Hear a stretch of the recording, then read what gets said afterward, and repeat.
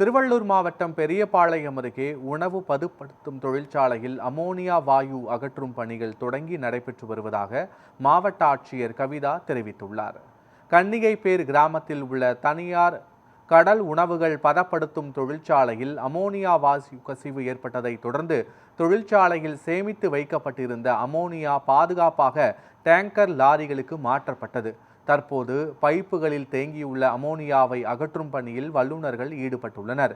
தேசிய மற்றும் மாநில பேரிடர் மீட்பு படையினர், தீயணைப்புத்துறை மற்றும் மாசு கட்டுப்பாட்டு வாரிய அதிகாரிகளும் பணிகளை ஒருங்கிணைத்து வருகின்றனர். அதாவது நேற்று நம்ம இந்த அமோனியாவை அந்த கம்பெனியிலிருந்து அகற்றுவதற்கு நடவடிக்கைகள் துவங்கினோம். நேற்று காலையில் 9 மணிலேருந்து ஈவினிங் 5 மணி வரைக்கும் பண்ணிட்டு வைண்ட் அப் பண்ணியிருக்கோம். நேற்று ப்ராசஸ் என்னன்னா, அந்த அமோனியா ஸ்டோரேஜ் டேங்கர்ல இருந்துச்சு. அந்த டேங்கர்லேருந்து நம்ம டிரான்ஸ்போர்ட் டேங்கருக்கு மாற்றணும். இன்னைக்கு அந்த வழியில இருந்த பைப்லைன்ஸ்ல இருந்ததெல்லாம் கண்டென்ஸ் பண்ணி நைட்டு கொஞ்சம் கம்ப்ரஸர்ஸ் ரன் பண்ணி அந்த பைப்லைன்ஸ்ல இருந்ததெல்லாம் குளிர் வச்சு திருப்பியும் அந்த டேங்கர்ஸ்க்கு கொண்டு வந்திருக்காங்க.